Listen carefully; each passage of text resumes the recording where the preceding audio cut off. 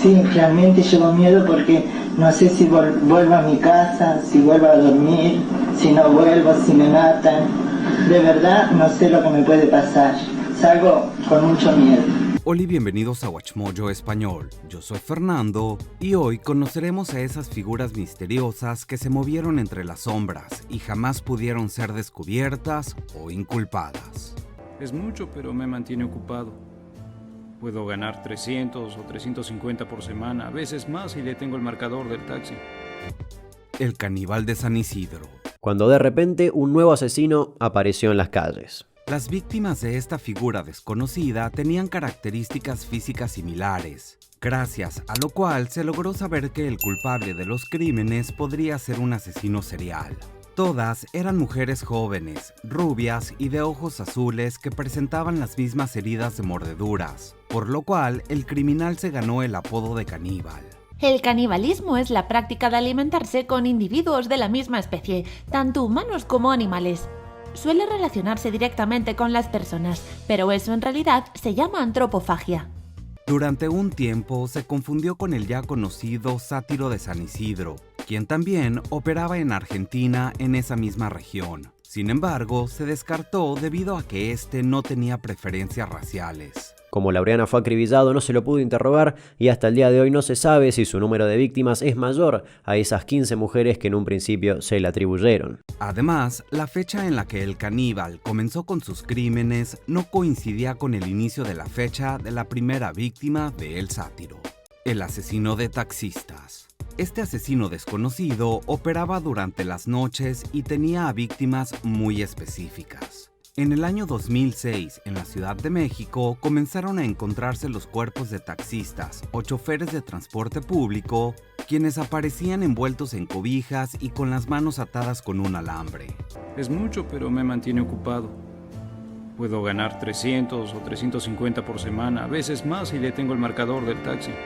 A todos les habían arrebatado su último suspiro con un arma de calibre .45. Según las investigaciones, habían sido secuestrados entre la 1 y las 4 de la mañana y regularmente los encontraban ese mismo día, por lo que era evidente que el asesino o asesinos no intentaban esconder sus fechorías. La noche es para los animales. Prostitutas, maricas, traficantes, drogados, borrachos, enfermos, corruptos. El descuartizador. Su apodo hace evidente parte de su modus operandi. A partir del 13 de diciembre del 2000 y durante 2 meses, se fueron encontrando por separado las partes del cuerpo de 2 adolescentes que habían sufrido de abusos. Estos son los 2 últimos retratos que describen a las personas que podrían estar relacionadas con 2 macabros asesinatos ocurridos entre diciembre del año 2000 y enero del 2001. Lograron localizarse en Río Azul, el río Cucubres y el río Agres en Costa Rica. Las víctimas eran Jacqueline Rodríguez e Ivette Badilla, 2 jóvenes sin hogar que eran adictas a las sustancias ilegales. El testigo aparentemente vio como el sujeto que descuartizó a las niñas tiró las partes del cuerpo en diferentes ríos. En un principio, nadie había denunciado su desaparición ya que vivían en condición de calle. Sin embargo, al encontrar sus restos, se lograron identificar. Se le dio mucha investigación, la verdad, mucho seguimiento, hasta que llegamos a un punto en el que ya ni el OIJ seguía investigando ni obteníamos más información. Debido al ambiente hostil en el que se movían las víctimas, hubo muchos sospechosos, pero ningún culpable. El maníaco del arco iris. Uma testemunha apontou o ex-militar como responsável por uma das mortes e, para a polícia, os crimes foram cometidos por uma única pessoa, assassino em série. Conocidos también como los asesinatos del Parque Paturis, en Brasil, los cuerpos de 13 hombres homosexuales de entre 20 y 40 años fueron encontrados entre febrero y agosto del año 2008 en el lugar mencionado. Esta era una zona que algunos miembros de la comunidad LGBTQ+ visitaban para llevar a cabo intercambios sexuales, por lo que no era muy raro ver a tantas personas reunidas en un mismo lugar. Todos murieron por un disparo en la cabeza, excepto uno. Un testigo declaró haber visto al sargento de la policía, Jairo Francisco Fresco, haberle disparado a un hombre negro, además de haberlo visto rondar por la zona para contratar servicios ilegales. Era uma pessoa calma, tranquila, nunca teve problema com ninguém, tanto com funcionário como com cliente. Então a gente ficou surpresa com ese fato. Fresco fue llevado a la corte marcial, en donde fue declarado no culpable y puesto en libertad por 4 votos a 2. A pesar de las declaraciones, no fue posible vincularlo con los demás asesinatos. Jairo é suspeito de ser o assassino de 13 homossexuais neste parque em Carapicuíba. Por enquanto, a polícia diz ter certeza de apenas dos crimes. El estrangulador solitario. Entre octubre de 1969 y mayo de 1970, en México, se encontraron los cuerpos de 15 hombres en cuartos de hotel y en los mismos domicilios de las víctimas. Jamás fueron resueltos y pasaron a ser parte del archivo muerto de la policía. Además, varios detalles hacían creer firmemente a las autoridades que se trataba de más de un asesino en serie o varios imitadores.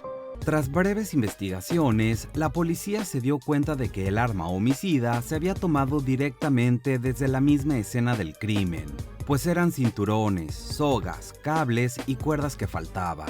La policía detuvo a varios hombres que consideró eran el estrangulador. Las víctimas tenían entre 25 y 70 años de edad y todos eran hombres abiertamente homosexuales, por lo que pudo haber sido un crimen de odio. Finalmente, las asesinaba, principalmente por estrangulación con objetos improvisados que se encontraran en la habitación, así como prendas del asesino, prendas de la propia víctima, cordones de las cortinas, cables de los electrodomésticos. Varios testigos declararon haber visto a un hombre con algunas de las víctimas, entre 25 y 28 años, alto, bien alineado, con cabello largo, nariz afilada y manejaba un Ford Falcon. Incluso un testigo logró anotar un número de placas, pero nunca se supo quién había sido el autor de todos estos crímenes. El cazador de mariposas. Este criminal dejó a varias víctimas en Argentina durante la década de los años 80 en la ruta entre Florida y San Isidro. ¿Lo inicia con miedo? ¿Lleva miedo usted adentro? Sí, realmente llevo miedo porque no sé si vuelvo a mi casa, si vuelvo a dormir, si no vuelvo, si me matan. De verdad no sé lo que me puede pasar. Salgo con mucho miedo.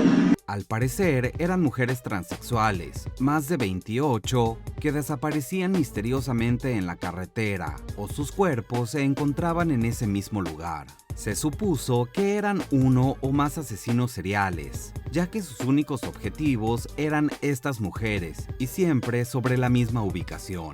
Sí, mucho miedo por eso, porque en el lapso de unos meses han muerto 13 travestis. Y entonces una le queda ese miedo.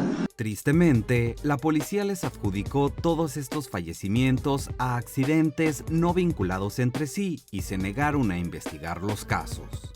La imagen de un asesino se hizo difusa en la sociedad, pero no entre las travestis, porque de boca en boca todas hablaban de lo mismo, el caza mariposas. El psicópata.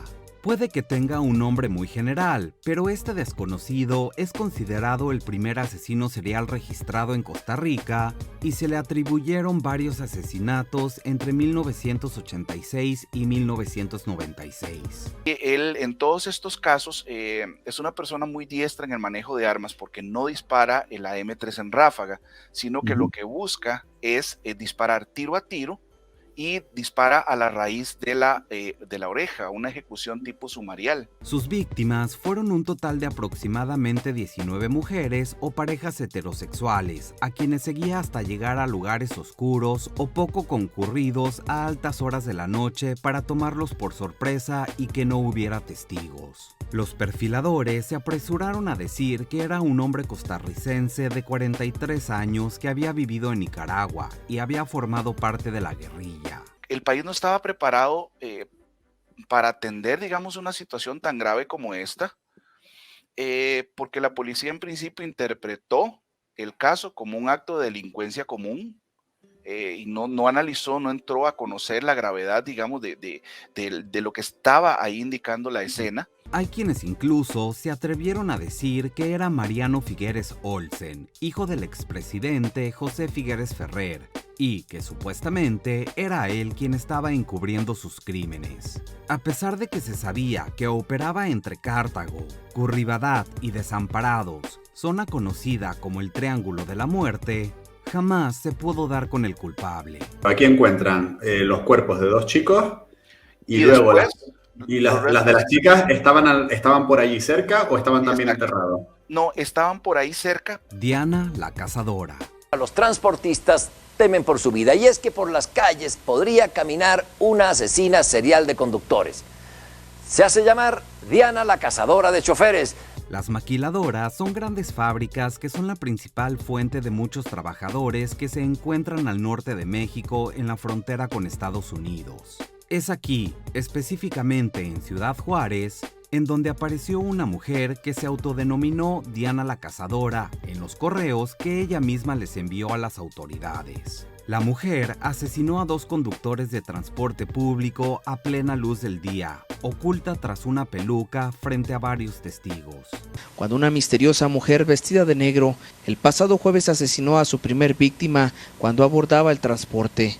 El siguiente día, casi a la misma hora, pero en otro punto de la misma manera, le quitó la vida a otro chofer. Su justificación, según redactó, lo había hecho como venganza, ya que estos habían abusado de sus compañeras trabajadoras de las maquilas, quienes tenían que salir a trabajar desde muy temprano y regresar a sus hogares muy tarde por la noche. Jamás fue atrapada y tampoco se pudo comprobar que los choferes hubieran cometido los actos de los que se les inculpaban. Se destapó el fin de semana donde en un portal de noticias dijo ser la Diana Cazadora y que se trataba de una venganza por ser víctima de violación sexual ella y otras mujeres por parte de choferes del turno nocturno. El descuartizador de Lima. Este misterioso caso sobre un criminal serial de Perú creyó haberse resuelto con la muerte del sospechoso, pero no. Todo comenzó a principios de diciembre de 1985, cuando la ciudad de Lima se transformó en el escenario de una serie de macabros hallazgos que despertó el pavor de sus habitantes. Por la calle de Lima comenzaron a aparecer bolsas con contenidos sangrientos, muy cerca de donde vivía un asesino que había salido en libertad, Ángel Díaz Balbín. Este había sido condenado a varios años de prisión por haber asesinado a su tía y primos. Sin embargo, fue liberado por buena conducta. Después de que un testigo asegurara que lo había visto con una de las víctimas, fue arrestado e interrogado por el psicólogo Mario Poggi, quien terminó con su vida. Mario Poggi, bachiller en psicología, pasó a ser parte de la historia cuando allá por 1986 fue contratado por la PIP para interrogar al asesino en serie Ángel Díaz Balbín. Nadie presagió que Poggi terminaría estrangulándolo. Cuando creyó haber sido el héroe de la historia, comenzaron a aparecer más bolsas con el mismo modus operandi. De hecho, algunos medios de comunicación comenzaron a filtrar informes forenses que delataban que Díaz Balbín había sido torturado durante los interrogatorios. Estos crímenes un día simplemente cesaron y nadie supo qué había sucedido. Aún no hemos llegado al final, pero ya casi. Solo asegúrate de suscribirte a nuestro canal y activar la campana para recibir notificaciones de nuestros últimos videos. Muy bien, vayamos al final. El monstruo de los mangones. La leyenda decía que eran niños que aparecían extremadamente pálidos, los cadáveres, que eran que les habían extraído la sangre. Esta serie de asesinatos se convirtieron en el nacimiento de una nueva pesadilla sin rostro, el monstruo de los mangones. Se le atribuyeron más de 30 asesinatos de niños y adolescentes que se cometieron en la ciudad de Cali entre 1960 y 1970. Empezaron a aparecer en los sitios descubiertos de los alrededores de la ciudad de Cali, niños muertos de diferentes edades. El desconocido atraía a sus víctimas a donde nadie pudiera verlas, prometiéndoles dulces, dinero o regalos. Ahí las torturaba y después extraía sus fluidos vitales presuntamente con jeringas. Eran todos varones. Ninguno llegaba a los 15 años y estaban indefensos. Lo más terrorífico, por supuesto, fue que no pudo ser atrapado jamás. Podría ser cualquiera. ¿Y tú, conoces algún caso similar sin resolver? Cuéntanos en los comentarios y no olvides ver estos otros videos originales de Watch Mojo Español.